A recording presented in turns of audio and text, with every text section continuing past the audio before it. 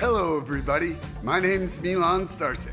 Welcome to Freedom Rising, a podcast dedicated to empowering individuals on the journey to personal growth, lasting serenity, and freedom from addiction.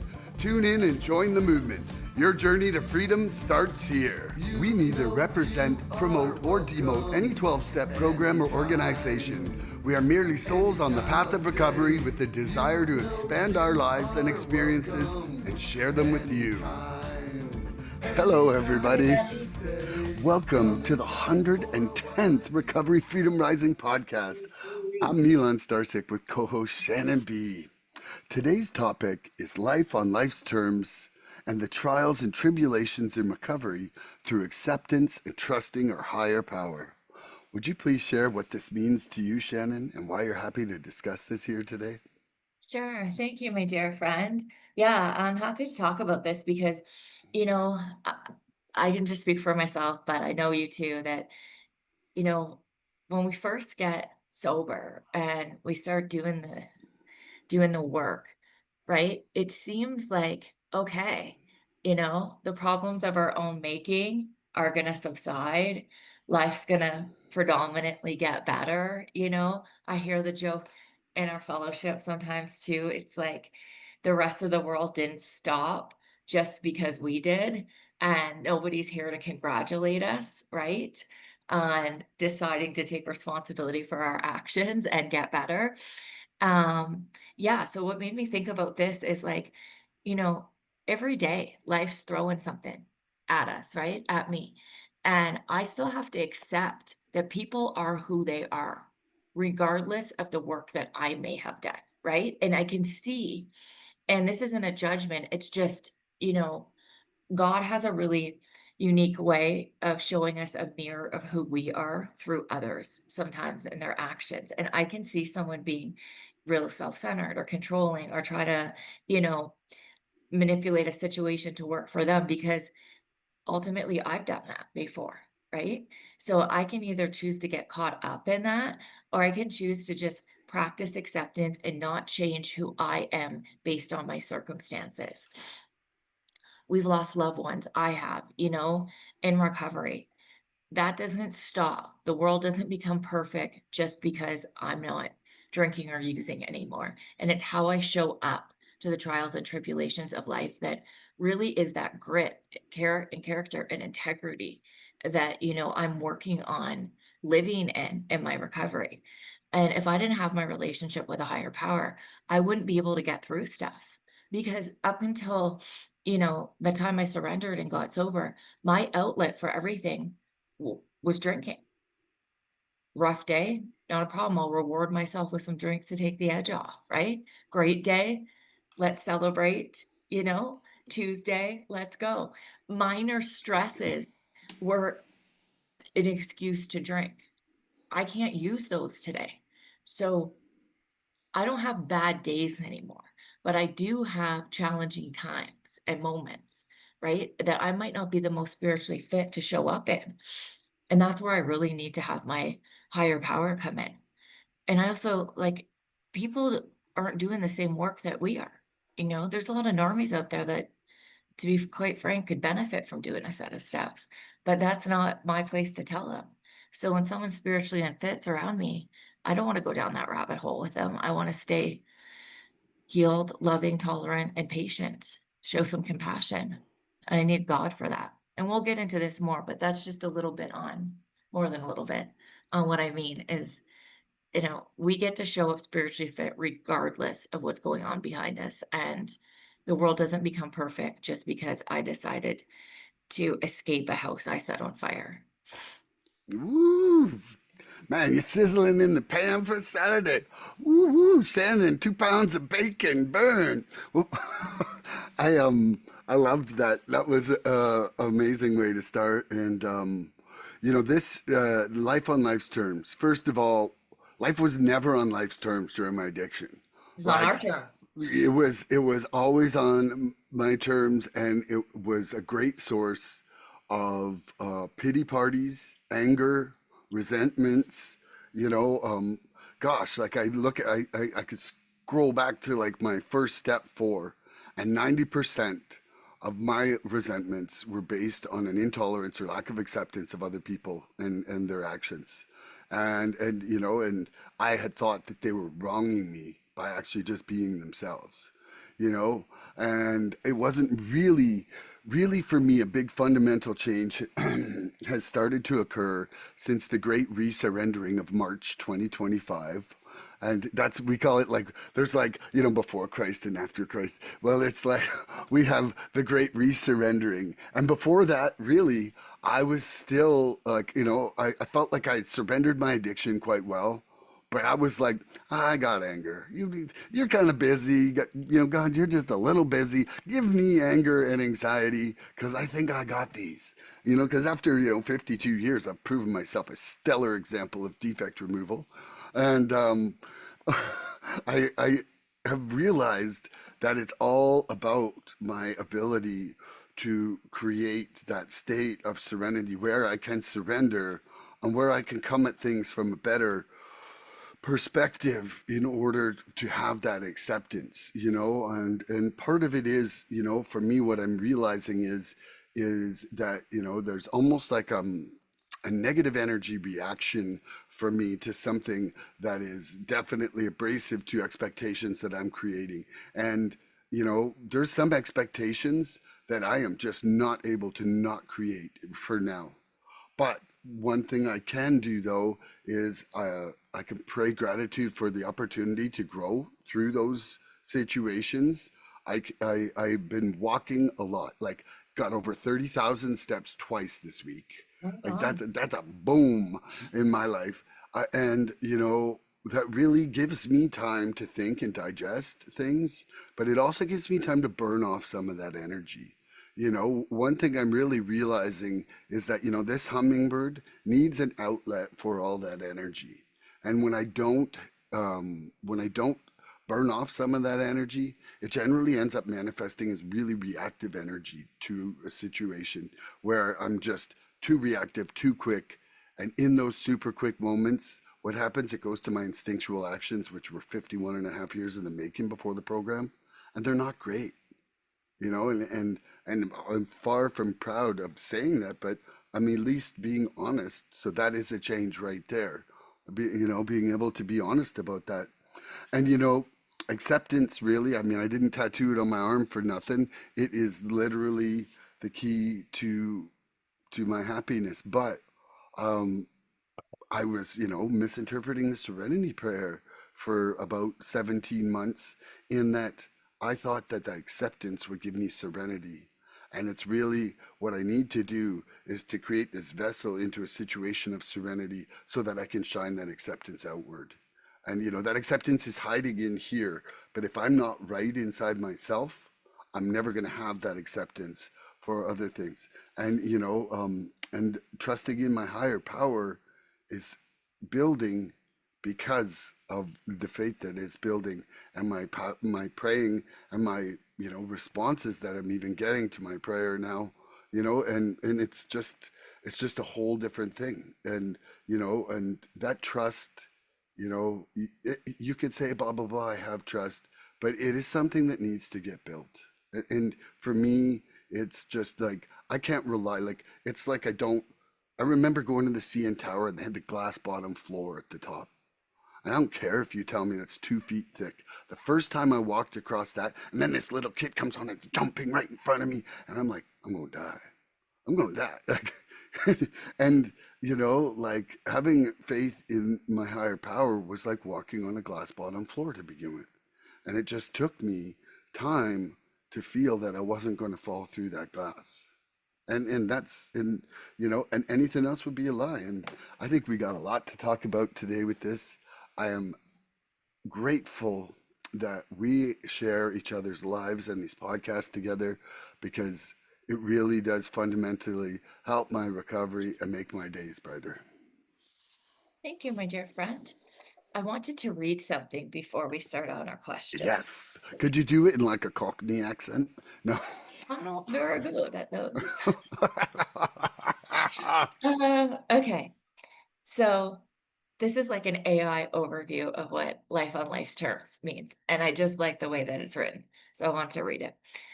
Living life on life's terms means accepting and adapting to the unpredictable nature of life, acknowledging what is beyond our control while focusing on what we can influence. It involves acknowledging that life may not always go as planned and learning from both the good and difficult experiences. It also entails appreciating the present moment and finding meaning in daily life, even amidst challenges. Whoa, that's great. I feel like I wanna read this to myself every morning, like, as part of my ritual. So because I like what we can influence and finding meaning even in the challenges. Well, and that, and quite often for me, I would just, I mean, I'm hoping we could just discuss on this for a minute about this. It's almost like a talking point versus a Yeah, question. But, the lessons are almost always in a retrospective understanding. Like, the bigger the lesson, the more time it might take for me to get past my own ego of hurt. Like I had a house burned down when I was 25. I had no insurance. I lost everything.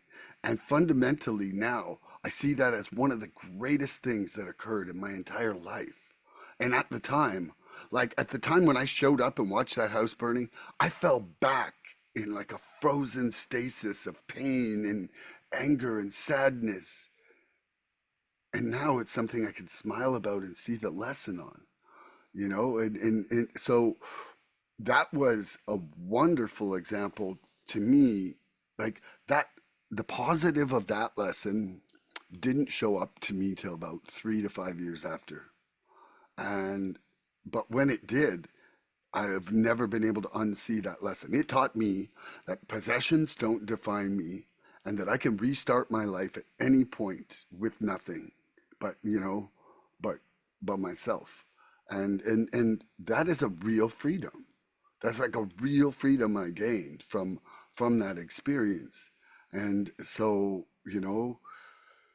it's one of the things I pray. I'm like, thank you for these struggles that will be teaching me how to live better in life. That's one of the things that's part of my prayers every day now. And so, yeah, I really think that that's an important part of it. I love what you shared there. What I think is cool in this is in the first sentence when it says, "It means accepting and adapting to the unpredictable nature of life, acknowledging what is beyond our control while focusing on what we can influence." So I'm just gonna focus on the first part of that. Unpredictable nature of life. I used to be an unpredictable nature of life, right? Like, Yes. who knows how I was gonna react to anything, how I was gonna Yeah. show up to anything. And I would always think predictable was boring, but then again, anything that was relating to being a mature adult, now I saw as, quite boring and conformist. Life is unpredictable, but what I would like to strive for is to be predictable in every situation, meaning that I will show up i- in acceptance, in love, in patience, and I won't let what's going on around me change who I am inside or how I show up, right? Like I want to be able to go, okay, well, how are we going to maneuver this? Right?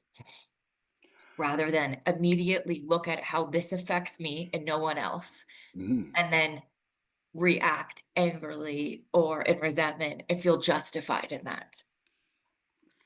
There's the Living Clean book that's Mhm. part of anything. And when I was reading in there about acceptance one time before a podcast, it really hit me. There was one line that was talking, and it said, embracing the constant state of change in the universe. So, that takes acceptance, and that like makes acceptance like not only acceptance, like you're embracing, you are excited that things are a surprise to you and that you have the privilege to react to it. And that's a much it, to me, that's even beyond acceptance, because that's embodying acceptance with gratitude, like enmeshed into it, and also just like pure open-mindedness and willingness. Like it's really like, I mean, that's about as pure open mind as you can have, to embrace that constant state of change, like where it's just like no matter the chaos, you're like, okay, you know, how can I serve this moment? You know, how can I honor and respect this moment enough to be a positive part of everyone? You know, and that's a massive challenge. You know, like I'm not saying this lightly, but I'm saying, you know, like I know the moments, I know the moments that I do, like I'm in the zone, we'll call it, or whatever, that zone of embracing that constant state of change. I know when I'm in that zone, life is the most pleasant it ever is. You know, like it's like I feel strong and I feel happy and I feel, capable. You know, like when you see life as a struggle, you victimize yourself. Ain't that the truth? Yeah. You're just like self-victimized. Oh, poor pity party me. Oh my gosh, look at me. I'm oh Shannon, please help me. I'm so pathetic. And it's just not like that, you know? Like even if all you can do is survive through that moment, you're still a champion of the moment, you know? Champion of the moment. I like that. Woo! And we should get shirts that say champion of the moment. I'd love that. So I have a question for you. I would love a question. I'm really so happy we're There doing are this today. six there are six big points around this, right? With a Okay. little bit of a caption underneath them. I was thinking either we could go back asking each other questions, or I could read each one of these and then we could talk about it. You know what? I would love to try that. Like so yeah, like you'll read one of the points, I'll talk about it, you'll talk about it? Yeah, Yeah, let's do it. Let's do it. because the points are on acceptance, adaptability, focusing on the present, learning from experience, humility, and finding meaning. It sounds great. Okay, thanks. And then if we got a bunch of my questions later, we'll just do a lightning round at the end. Yeah, that would be great. I just thought this was cool, so we could switch it up a little bit. I'm happy to switch it up. All right. The first one, my friend, is acceptance.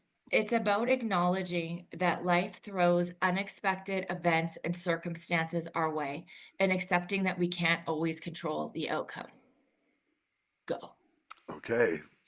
So my entire thought process before I came to the program was a state of perpetual expectation and dissatisfaction. And what I didn't realize was that my dissatisfaction was entirely based upon my preconceptions of moments. And so that was entirely outcome related.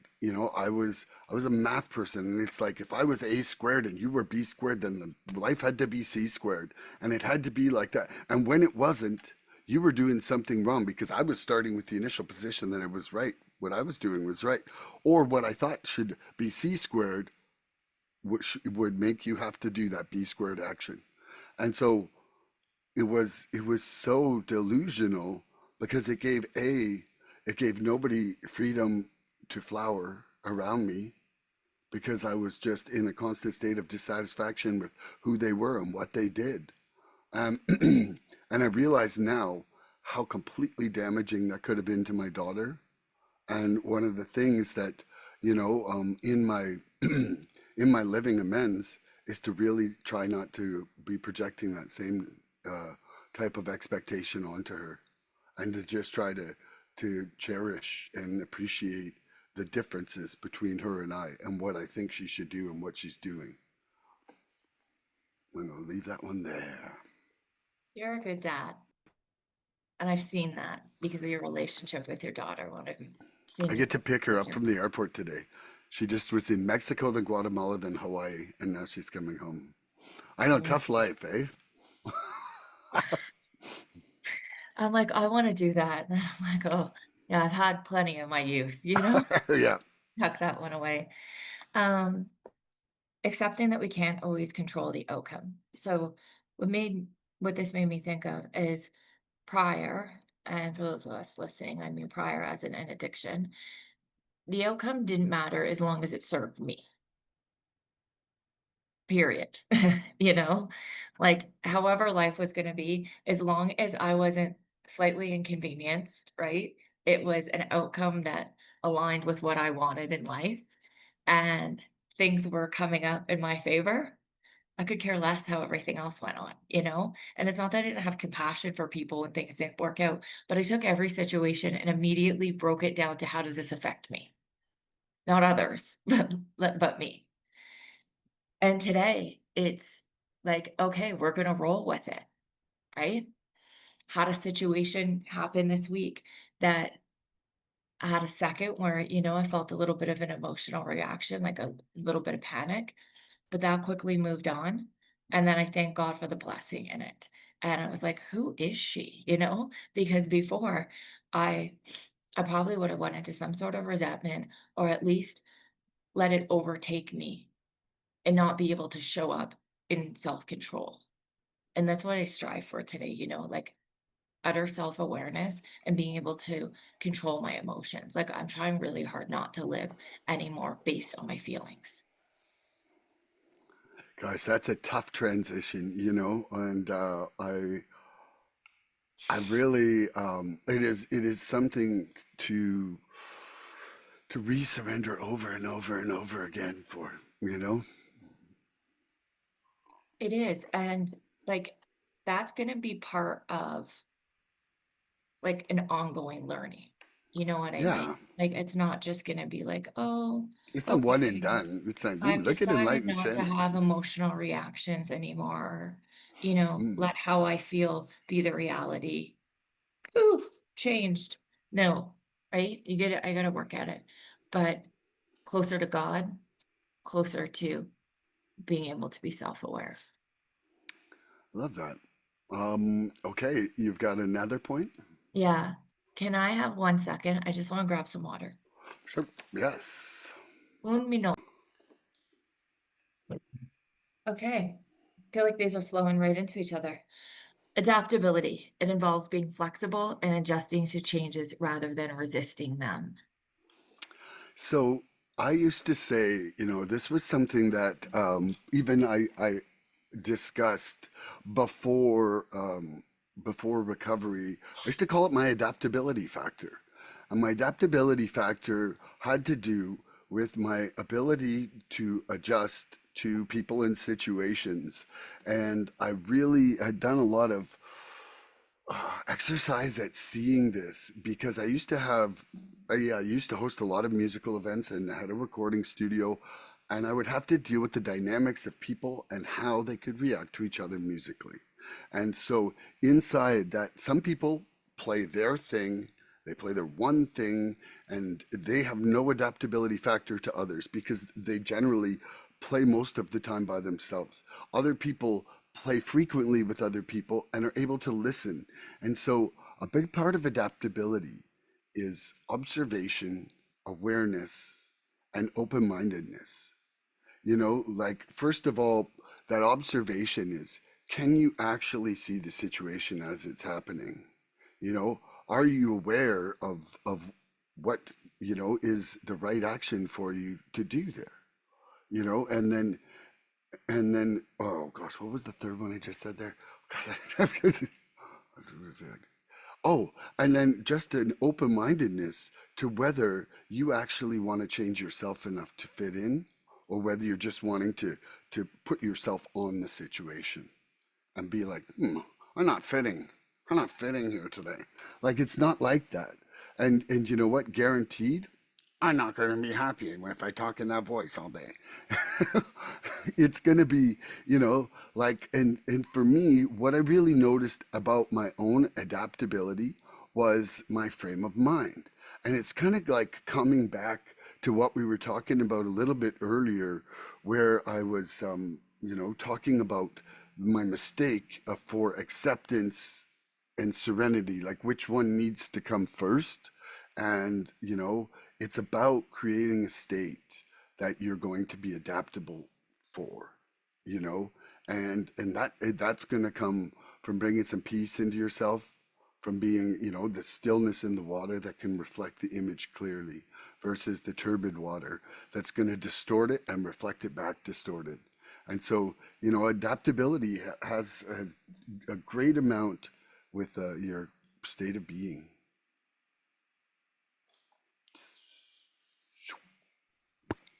Adaptability has a great amount of your state of being. I think that is so bang on. You know what I mean? And I do think that I'm quite adaptable. I think too when you're people like you and we work in sales and we work with a variety You're a of different chameleon. You're a chameleon. personalities and things change from one minute to the next. Like if you're not adaptable and you're stuck in your ways, like this is not the environment for you, right? Hmm. And talk about sponsorship. If that's not an adaptability to different personalities, different walks of life, right? Hmm. And how that all works out. So yeah, I do realize that like it's so important to be flexible. It's important to roll with the punches. And if you continue to keep resisting, it's like trying to swim up a current. You know what I mean? You just kind of keep getting knocked down. But that's also easier said than done. Like I can say that speaking to that today because, I'm in that frame of mind. But there will be things that come up. There has been that it rubs me the wrong way. And immediately I want to draw a hard and fast line, right? Like, no, no, no, no, no. So there's kind of a delicate balance between having boundaries in your life and also being adaptable to the way things are. Like I can accept things while still, honoring the boundaries that I have in my life. And I can be vocal and say, hey, you know what? I hear you. Accept where you're at. That personally doesn't work for me and agree to disagree. And that too. And like that's something that I learned in my relationship. Like I didn't even realize that if somebody says this is a boundary for me, that I don't necessarily have to accept it. I could say, hey, that might be your boundary, but that really doesn't work for me. And, Oh, I taking a love moment that. to step back and then having a discussion, right? I'm really big on like trying to discuss things. Like you can disagree without arguing, you know, and Hmm. trying not to personalize stuff. Because, long time we're like, whoa, whoa, whoa, whoa, whoa. Like, this is a personal attack, but it's really not. Yeah, And love that. also being able to know my limits, right? Like, I got to take a step back with it, or this environment, or this situation, or this relationship no longer serves me with where I'm aligned at spiritually. Hmm. And that's been a huge learning curve. Like, if a friendship isn't healthy for me anymore, like our morals and values don't align, then it's just not for me anymore. Doesn't mean that I can't still show love and compassion for somebody. But for me, when I made that commitment that my recovery is first and foremost, followed closely and linked with my relationship with God, if anything is going to put that in jeopardy, I got to go. Love that. Probably went a little bit on a tyrant there, but I don't think so. I think it was wonderful. I was just bouncing along with the info. It was great. hey, next point, focusing on the present, living in the moment and appreciating what you have rather than dwelling on what you don't have or what you wish you could change. So I think right with that, right, is you can't live life on life's terms if you're living in the past or in the future. Because life on life's terms requires your presence right now. I yesterday's acceptance doesn't work for today's like moments. And nor does like futurizing my awesomeness. Like, whoa, I'm gonna be so accepting tomorrow, man. And then it's like tomorrow But comes, today's a hall pass to not be, right? but even just like, good intentions don't make good future actions. You know? Like it's just like I can think I want to be the nicest guy. I want to be the most accepting person, and then I wake up and someone says something to me like "fuck off." Like it's just like that. It can be that fast and that different. And so one thing I've learned is that I just have to try to take care of myself now. You know, and and a big part of my entire state of being is sleep I'm learning to sleep better. I'm not sleeping great all the time, but I am sleeping like the quantity is unbelievably more than before. You know, um, Food, trying not to eat a bunch of shit that hurts me or makes me feel logy. Exercise is a big part of it. My prayer and my meditation. If I'm not in alignment with myself, there's a slim chance I'm in alignment with you today. Like, and that freedom is only going to come from inside. That freedom is only going to come from inside. And when I try to like get the opposite of my defects from outside of me, I'm already not in a state of gratitude and satisfaction. And that keeps me sick. The great resurrendering of 2025 is helping with that. But you said it like, if I'm not in gratitude, right? And I have to be in gratitude at all times. But sometimes when I drift out of it, I don't realize that I'm not, right? Until something rubs against me the wrong way. And then I realize it's my ego trying to control things.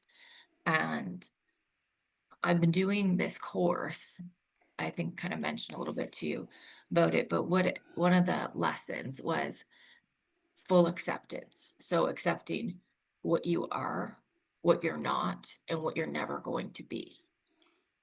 And that was like, right? Whoa, yeah.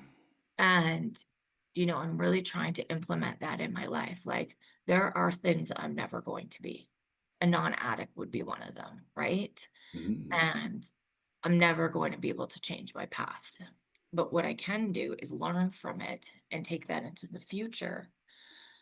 And I have control over who I am today to, to some extent, right? Like my disease is there all the time and we're always working against it. But being like, okay, this is who I am, this is what's important to me, and also realizing that like I'm gonna grow and change, and that's part of things. It may be something I believe now, I may not believe in 10 years because my experience or how I adapt or how I grow might make me change a bit more. God also removes our defects on his time. But that's really helped me to be like, okay, this is life. How do I want to show up to it? And if I don't show up my best, how quickly can I recognize that and course correct and also make an amends when I need and then not beat myself up over it? Because at the end of the day, we're human, but I don't use that as an excuse either. So yeah. That was wonderful, just amazing.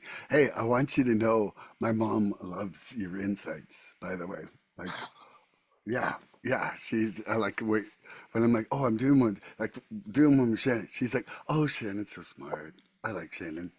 Oh, your mom really is a truth teller. There we go. I know she runs an Yeah. honest program. She does. No, I really like that. Thank you. That means a lot to me. Sometimes I don't even know if I'm making sense. But Yeah. yeah, like living in the moment is so cool. Like trying to just say, hey, let's be present and love every minute of this without thinking about what later in the day is going to look like or tomorrow or, how can I make things better? Which really means to me is, a more elevated state for myself. Let's just stay peaceful and consistent. I try to tell myself that, I love it. and Yeah. not get too far ahead because even like in my day, right? Like I can think of something I might have to do later tonight and then let that start weighing on the things I have to do before that, right? Where Mhm. it's like, let's just experience each moment and each part of the day with Yeah. joy. Yeah. So, because how I start the morning is how I'm going to set the tone for the day. But if I get caught up in self, I also get to take a moment, pray, meditate, and then show up differently. Like we have control over that. And that's really cool. Whereas in addiction, a day started off bad and the whole thing was a write off and an excuse to drink. Hmm. I I agree. didn't realize I could reset at any time. Yeah, it's amazing how you can restart a day, And that was never an option for me. I would let my anger or pity party roll into days of usage or resentments or whatever. And it was never like, oh, that sucked. Well, I'm done with that now and move on. And this started for me, that type of thing, even in high school. I remember it. Like, Mhm. I wouldn't have a good start to a morning or something would upset me. Forgive me. Um, Bless you. and I would look at it like, well, this isn't a good day now. Let me see how I can control tomorrow to make it great. But it was like I had no acceptance of life on life's terms, even really young. So it's not a shocker it rolled into my adult life. Life Okay. wasn't very acceptable when I was young. Like if I think about the mistreatment and the pain and the Mhm. different things occurring, it's like no wonder why I started not accepting things Because that because became our identity too. like it was dangerous, like physically dangerous. Like if I accepted things, there's a good chance I would be dead. Like somebody could have killed me in one of the fights that I was in. So like I had no choice but to fight. Like and now fortunately I'm not put in physical jeopardy like that anymore. But what I've learned in the last 6 months is that that anger that used to be survival for me just doesn't serve my life anymore. And now we get our identity gets to be rooted in our higher power and how God sees us, right? Rather Mm, than how the outside world does. And that little tidbit like is a good reminder, right? That like God's already forgiven me. God loves me, I'm his child and he sees no fault in me. So it's like to know that I'm already loved and safe, I could show up a bit mm. differently too without allowing outside things to affect my inside view of myself. It was Okay. perfectly put, Shannon. Oh, I thank you. Learning from experience. We didn't do that one yet, right? Nope. Okay. Recognizing that every experience, both positive and negative, can be a learning opportunity. And like I'm just gonna roll back to like that house burning down for me. You know, uh, there's no way that the moment of inception of that situation that I ever thought that there would be a positive lesson, let alone probably one of my greatest lessons in my life. And one of the best things that ever happened to me. It freed me from Ontario, and in a big way, it freed me from possessions, defining me. And and just like a innate fear of like, oh no, what will I do if I don't have something? Like it just doesn't matter what I have because I know I could take a tree and make a home. Like it's just like shelter is possible. I can grow food, so food is possible. So I'm not gonna die, right? Like so those fears are just unrelated. But it really is something that somebody who's new or coming in the program, if you're wanting acceptance, guess what? You are going to get opportunity to learn at every corner, and it's not going to be like magic wand, boom, you are acceptance. It's like, no, you are going to have a struggle, which is almost like the most acceptance testing thing in the world, and then after you have 40 of them, you're going to be like, hey, you know what? I can accept some things now because I've had to, you know?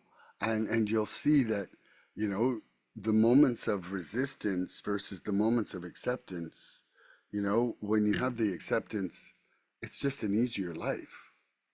And the resistance is all right here. And so you can torture yourself for the rest of your life if you want. But if you can try to move and surrender to that moment, surrender to it not being what you expected, and if you're feeling too much pain from that, then pray some gratitude for the opportunity to surrender or the opportunity to have acceptance, Mm. or the privilege to just serve the moment. Oh, that's beautiful. Privileged to serve the moment. Made me think of like praying for patience. right? You ask Mm, God to grant you patience. What he's going to do is grant you multiple opportunities to practice patience in it. mm. But there was one of the speakers that I was listening to recently, and he said, the first thing that he tries to do is, am I honoring and am I respecting the moment?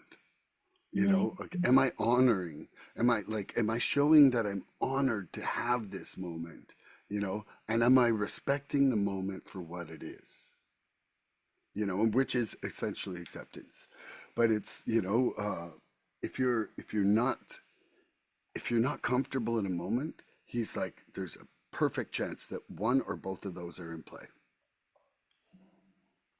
A And lot he's of like, it comes down as like accepting who we truly are and what is meant for us, right? And mm-hmm. what isn't. And understanding that some things are just personally none of my business, right? Yeah, How people perceive me. I remember hearing that in my first grounded treatment, other people's opinions of you are none of your business. And I was like hell they are, you know? But it's true. and I have an opinion of me. God does. and we want to be liked. Like, who is kidding who? Like, we want to be liked and accepted. Like, even if it's none of our business, it's like from the time you're a little kid, you know, you see that when someone's liked, they get treated nicer. That when someone's accepted, they're part of versus on the outside. Like, there's so much that pushes us to try to be loved and accepted. For me too, with struggle with like if somebody had an opinion of me based on a circumstance and I felt they were incorrect, it was my responsibility to put them in their place and hit them with the cold hard facts and walk away from that like the hero I am, you know? No ego. Stone But, Cold Shannon. like, don't you dare say something to me because I will outsmart you, outwit you, have a quicker comeback, and put you in your place all in 5 seconds without breaking a sweat, you Yeah, know? And that stuff, it's like, who cares? Whatever, yeah. you know? Like, say recently, girlfriend of mine told me about something that an old friend of hers had said based on a quick conversation her and I had had. And she had assessed the situation incorrectly and, retold it from her mind altered state of the conversation, right? And for me, I was like, no, no, no, no, no, no, no. This is how it really went down, right? And it bothered me. But then I was like, who cares? This Yeah, person, zero impact on my life, zero bearing on my future.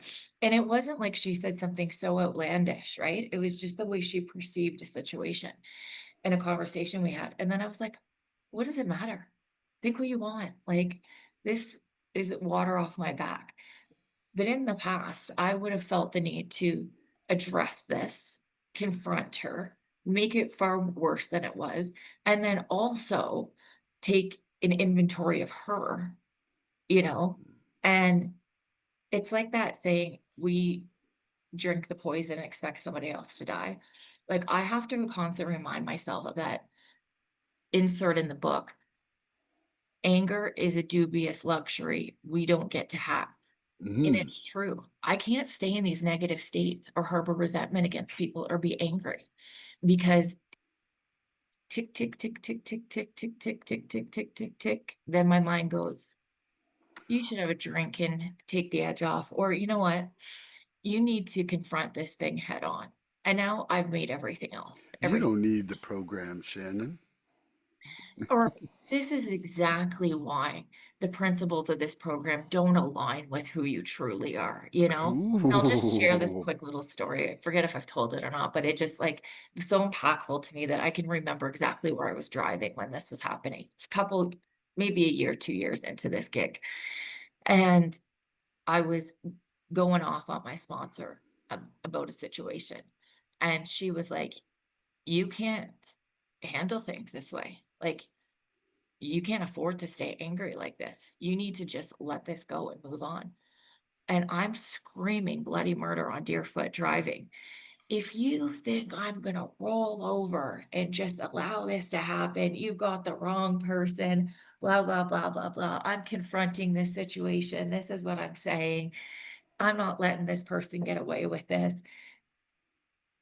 I'm now, 3 sheets to the wind in anger. And for what? To try and change the opinion or correct something that somebody who is a toxic human being and I should never have invited into my space to begin with. Like, what's going to come from that? A deeper argument, more resentment, more anger. And I understood when she explained it to me once I calmed down, like, this is me getting sick, not the other person. Like, why is this affecting me? Let it go. Cut that person out of your life, move on. But it was the ego and that eye for an eye mentality that I had my entire life until coming into recovery. You harm me, I'm going to harm you worse. You do me wrong. Watch what I'm going to do in return. You say this, I'm going to one up you. You're going to go for the jugular. I'm going to let you up. Like it was constant like that. And I felt justified in it. Sometimes I still do, but I'm like, is this worth drinking? Is this worth drinking over? That's what I have to ask myself, because even if it seems foreign that me getting upset or engaging in a toxic negative conversation, does that mean I'm immediately going to pull into a liquor store? Maybe not. But how many of those before I'm now in a different state of mind? I'm not spiritually fit. I'm running my own program. I'm playing God. And all that stacked up is into my old thinking. And then I'm justified in drinking. Hard no. I loved that. That was such a wonderful thing. But, like you come for me, I'm coming for you 10 times harder, Yeah. you know? And what happened for me was that at the end of my addiction, it was like I wanted to get mad at you in order to go on a run. So it was like it wasn't even like you were really doing something. I was amplifying. I call it my emotional amplification to enable using. And I was an amazing amplifier. I was like, "Foonk, oh, you did this? Foonk, I'm off. I'm off. I'm so mad at you. I'm so sad at you. I'm so happy with you." Like, but it was like I just would amplify any little situation. So then what happened is by the end, I was so wrapped up in the delusions of this that, like, I remember when I started doing my step forward and finally had the tools to look at my stuff, I was like, man, I am so wrong.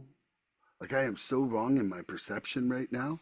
It took me a while, and that's kind of um, why young Gabriel and I became calibration brothers because, like, we both realized that we were not credible witnesses to the life we're living right now because our delusions still weren't completely dispelled. No matter what we thought, it was like, hey man, is this really like, we're like, no. Like it took us bouncing it off each other to really start to dispel the delusions. Like anybody who was out there, me and my friend Gabriel became calibration brothers, and we would run stuff by each other to sort of make sure it was okay before we said it to our wives or family members or whatever. I did something really stupid. So if you're new to recovery, find that trustable person who's actually going to tell you when you're totally screwed and going to run your life into a tree. You know?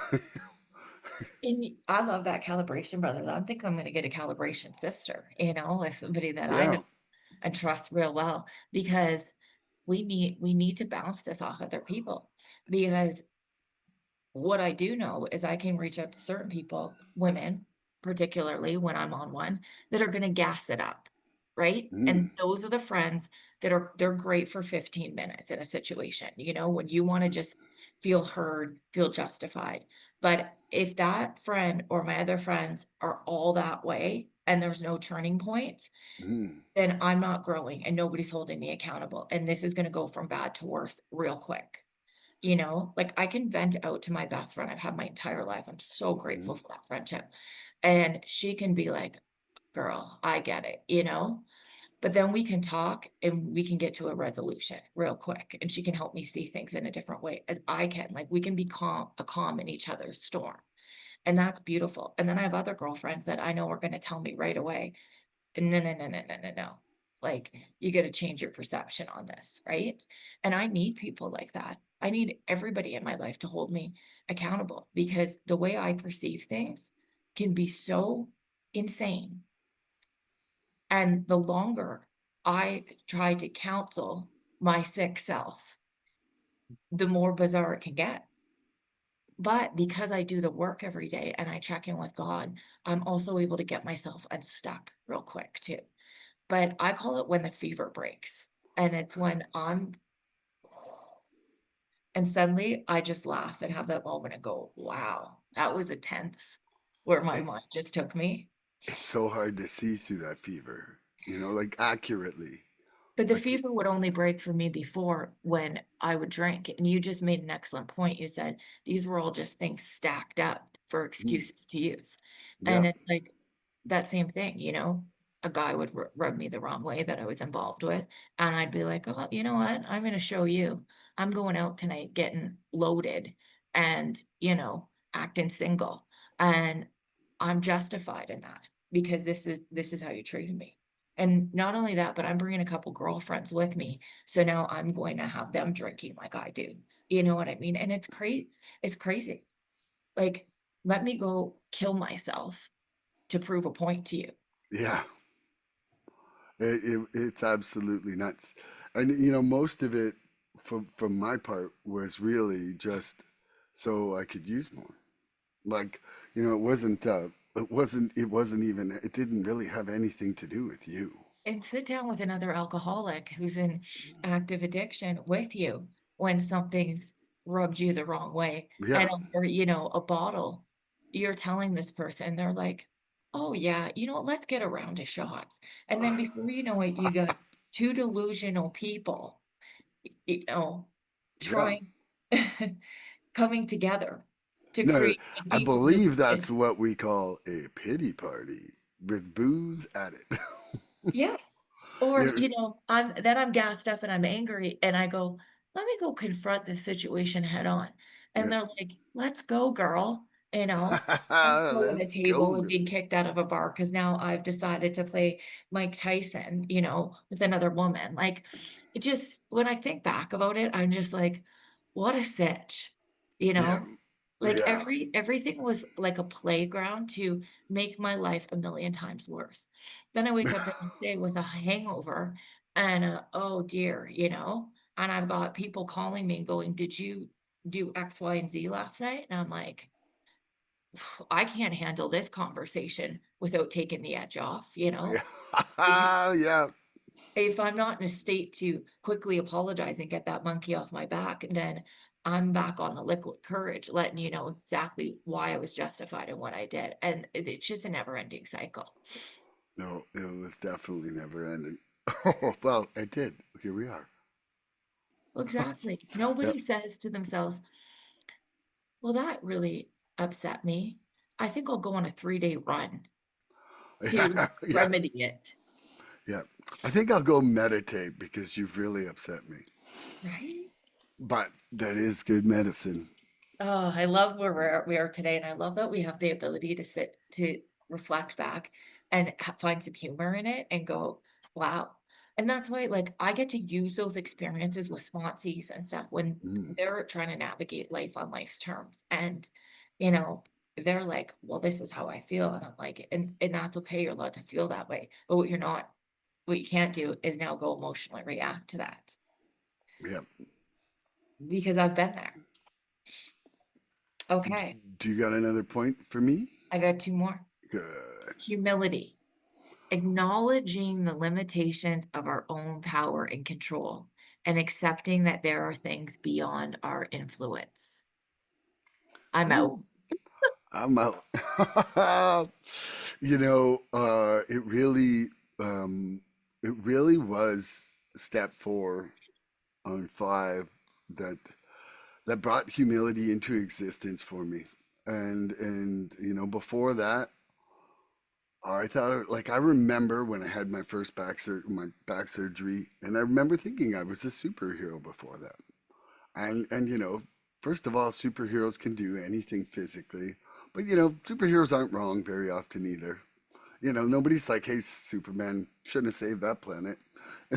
and and I thought I was like the hero of the show, and it was really like, wow, okay, like I'm hurting other people, I'm having these faults, like I'm doing this stuff, and and I'm causing my own pain.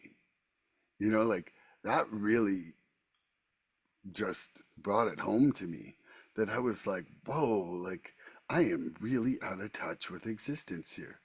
And I thought I had life dialed, and then, kind of the humility of going into the amends, that was like, then that was kind of the next stage of having to talk to other people about it. And so, I don't think that without humility, I can even see what life's terms are. Mhm. Like I would see everything as an affront on what I think it should be. And so I'm grateful for humility today.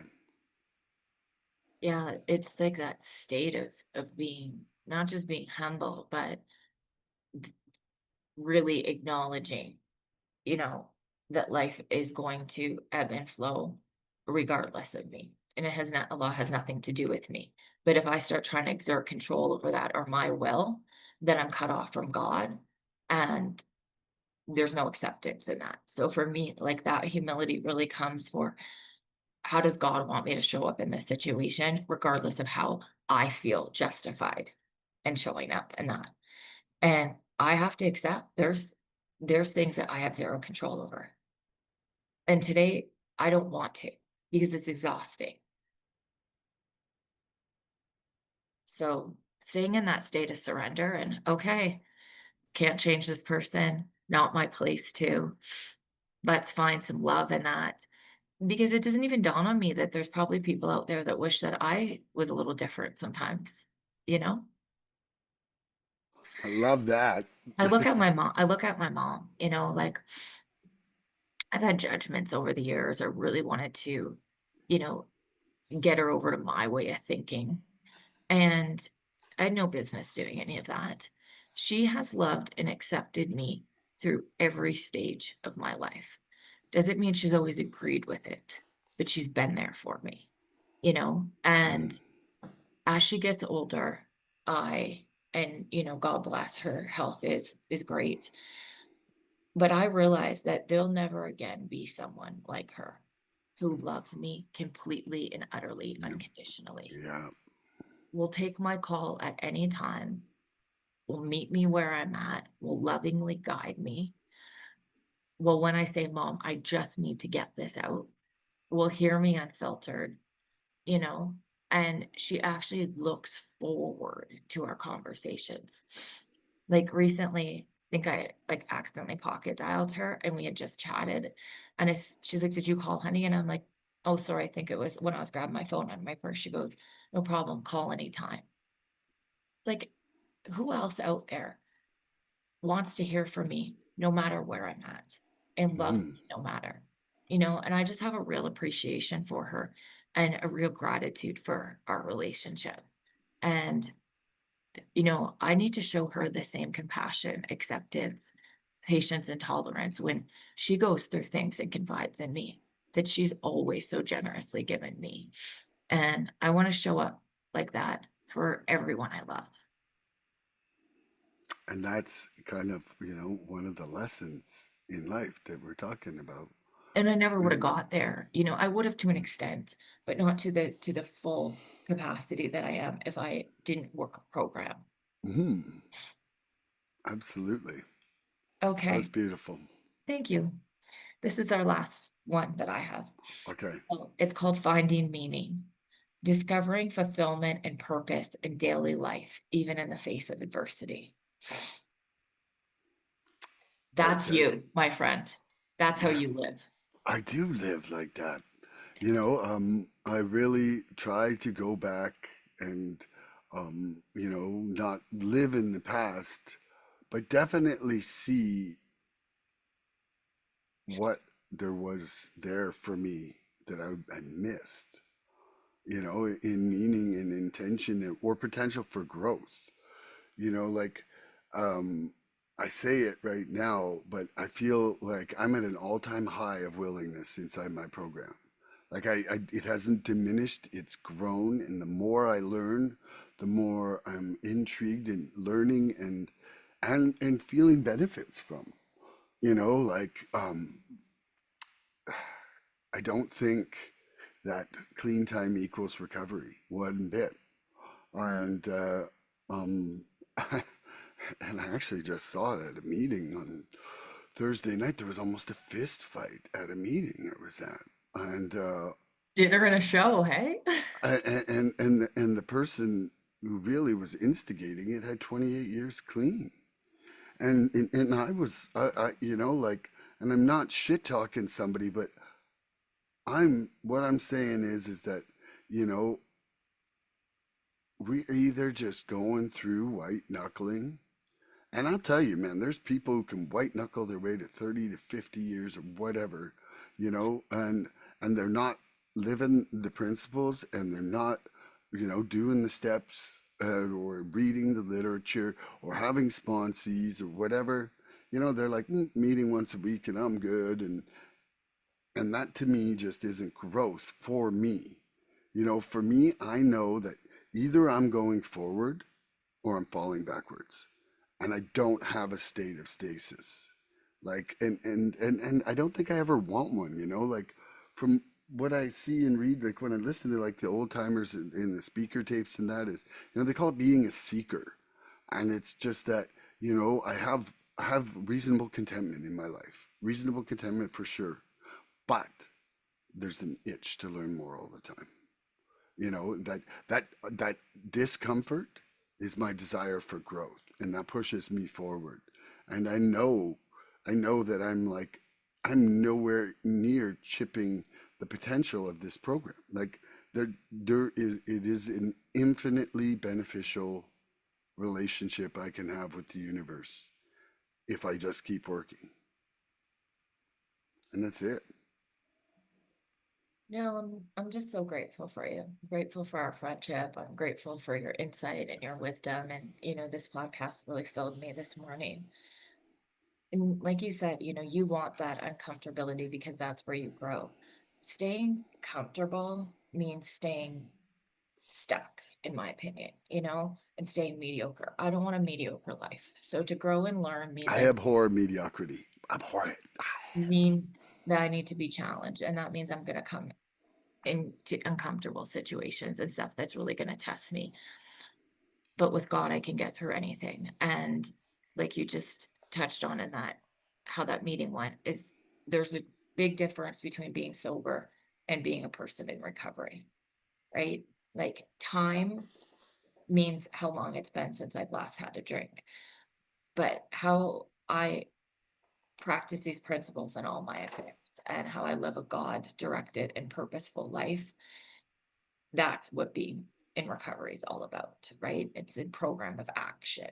It's not just stacking days, it's who we are as a result of that, right?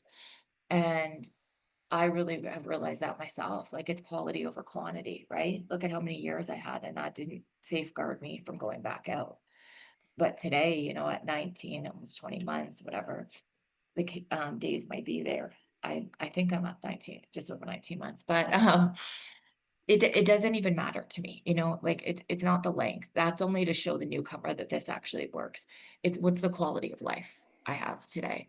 And for somebody who's not in a 12-step program, there's a difference between believing in God and living a God-directed life, right? Like, I can believe that there's God, but if I don't show up the way God wants me to, that belief doesn't mean anything if I'm still running the show, right? God's Mm-hmm. not my will. And it's about aligning mine with his, not the other way around. And that's continuous, right? And I love this journey. I want to keep growing. I want to be challenged. I want to show up in the face of You're way too adversity. smart for stagnation. Well, that's so boring anyways. But I look at, my first year in recovery and how many changes I went through, and like the financial insecurity and the not knowing what was next. But I knew that I was going to be okay as long as I didn't go back out. I knew God was going to help me weather these storms. And I learned a lot in it, what's truly important, what I need versus what I don't need, that material possessions and money doesn't mean anything if you're not happy and you're not, spreading joy.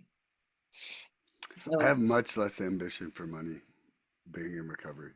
I get really, like, I want enough to survive and to have a certain level of comfort, but that's it. That's it. I have so many other dreams right now. mhm. And like I believe in an abundant life. I believe we're Mm, both destined for that. But that abundance isn't in only the financial pot like it mm. once was for me. It's in every area. Like it's like I remember this person in the rooms I'm in that's always says, "Do you want to be right or do you want to be happy?" It's Mm. not all about like, do you see things my way? No, it's just like, what can I bring to a situation rather than what can I get out of it? And sometimes it's just a test to surrender and be in acceptance, and that's enough. It's a I pretty love cool that. life we get to live today. Saturday morning, bright and early, and we're on this podcast, just setting the tone. I got recovered fever. I'm burning up. Ow. Okay, you ready Freedom. for a big lightning round? We call this BLR. Big lightning round. Okay, I got 1 minute on the clock and I got a pile of questions and we'll just go till we're done. Okay. Okay, here we go. You know what? I'm just gonna read the question. I'm not gonna read the weird philosophical statements that I like to put. I'm just gonna read the question to see what it brings out. Got it. What situation are you facing today that calls for courage instead of control? Mm-hmm. Yep. Some changes career wise, right? And like I have a business and everything. So I have to stay in my faith and continue to take action steps to grow in that rather than try to hold on so tight to make things fit into one particular box. I love that. Okay, and for today, for me, what situation am I facing that calls for courage instead of control? Well, I would say immediately it involves anxiety about, financial security as well. I entered my recovery in a pretty big state of wreckage, and instead of instead of just being anxious these days, I'm actually just praying for the gratitude that I'm able to cope with it as I am. And that takes courage to surrender that. Okay, are you ready? How are you learning to take refuge in your higher power during difficult times? Truly trusting that no matter what happens, God is going to keep me safe in those situations, right? And not necessarily understanding the outcome, but being open to the process. So very similar to like what you said, right? My anxiety used to be through the roof, and now I use it as like a compass to check in with what I need to be doing to trust God more. It's not like I can feel the fear. I can ask God for help so I stay in faith, but I have to continue to keep doing that. It's not like, okay, I have a moment of faith and then I jump right back into fear and go into control. So I have to trust my higher power without knowing the plan. Ooh, love that. And how am I learning to take refuge in my higher power during difficult times? So my entire way of praying has changed recently, and I'm entirely trying to pray for gratitude in all situations, for everything, even for the struggles. And that has completely changed what a difficult time is to me. Like times are much less difficult if I'm already being grateful for the lesson it's going to show me. And I forgot to put the timer on, but I'm under a minute. I know that one was definitely under a minute. Okay, what part of your life are you being invited to accept rather than resist, Shannon? Um, Part of my life I'm invited to accept rather than resist.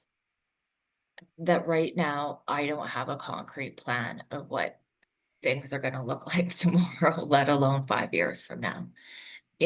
Like, I was relying always on the track record I had before, especially when it came to career and finances, and everything's shifted, right? I'm in 2 new places professionally, and I may still need to pivot even more. So, I don't know where this is going, but I gotta trust the process. Stay open, stay willing, and stay in faith. I love that. Okay, what part of my life am I being invited to accept rather than resist? Well, I would say that it is generally with my entire act of surrender. Like accept surrendering versus resisting and controlling my defects. Mhm. It's really was made apparent to me in the great surrendering in March 2025 that, I was still trying to hang on to the control of my defects. And, once I'm accepting the surrender, embracing it, and, directing gratitude for the positive parts of that I'm experiencing, it's a whole different game.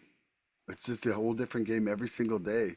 And I'm seeing that I was really, that I had to do a little U-turn and come back up and come up my program again like that. And that's great because I got the rest of my life to keep doing that. Okay. Okay. What outcome are you willing to release today in exchange for inner peace? Muy específico. This is I don't even know if this really aligns with it, but I'm just gonna say something. Sometimes I'll commit to things and be very passionate about it, and then the time will come around for that, and I wanna bail. And I know that a lot of that is an addict brain, right? So, I'm saying yes to more things and trying to live a more structured life because ultimately what I feel inner peace wise from that is so much better than just wanting to buck any sort of responsibility and lay around or just be like, oh, I shouldn't have said yes, that I'm too busy, right? Like it's this maturity and being an adult in all areas of my life that goes against sometimes what I innately want to do. But the results of it create so much peace and so much gratitude and so much fulfillment in my life. So I'm just trying to stay more disciplined and more structured, even when I don't want to. I love that. And what outcome am I willing to release today in exchange for inner peace? So, I'm doing a campfire meeting here later tonight beside our pond. Mm. And, in all my brain, it's like already like outcome based. It's like, what am I going to do? How we're going to, blah, blah, blah. And I'm just like, I finally just decided I'm putting uh, principles on pieces of paper in the bag, and everyone's going to draw one, and that's what they're going to share on. And it's just like, however it works out, we're going to pass the puck, so everybody will pass it around to each other. And however it turns out is however it turns out because the people coming are people who want more recovery. And I know that that's going to be good enough. Wish I was in your neck of the woods so I I could come. know Yeah. it would be so fun. Oh my gosh. Okay, I'm going to call this the last one. Okay. What recent challenge has helped you learn or lean more into your higher power? Mm, yeah. Have some challenges and I work in sales. We talk about that, right? And things aren't going as seamlessly as they usually do. So I really need to trust God that it's teaching me patience, resilience, and perseverance, and also being patient too. It's like a lot of things are a long game for me rather than like a short payoff right now. And that's also in my business too, right? That it's taking time to build. And it's one thing to know it's going to be that way. It's another thing to live that and be trusting in that process. So yeah, just perseverance, realizing that things are going to be on God's time, not on mine. And there's a reason for that, and I don't need to know that reason right now, other than it's really helping me grow in character and in patience. Woo! And what recent challenge has helped me lean more into my higher power? And it has definitely been coming up to just kind of surrendering my anger instead of trying to control it, and you know, um, using my Harry God box. I think Bryant and I told you about the Harry God box. Yes, I love that. Yeah, and so I've been using that, and it has just made my mornings and days so much more pleasurable and so much less angry. Like when I put it in the box, it's like I can't be angry about that. That's not mine anymore. It's over there in the box. And in fact, Michelle has even written stuff and put it in the Harry God box, which I'm like, wow, I would have bet $1 billion that would never happen. It's amazing. Anybody out there, get yourself a Harry God box. Oh, I Or love you it. know, for some of you who prefer, you can have a hairless God box too. But wow, that was so much fun, Shannon. I'm so glad we got here today together after the little misunderstandings on my part and everything. All good. We both were, now we're here. We had a great morning, and I'm so grateful for you. Thanks to everybody who was listening today, too. Thank you. And tune in next episode for more recovery fun. Bye bye, everybody. We love you. Please help us help others. If you like what you've seen here today, please subscribe and share this podcast and help us get to 100 followers. We're looking for interaction with our audience. So please email recoveryfreedomrising@gmail.com or contact Milan South Okanagan Starcic on Facebook with questions, topic suggestions, or just comments. We'd love to hear from you.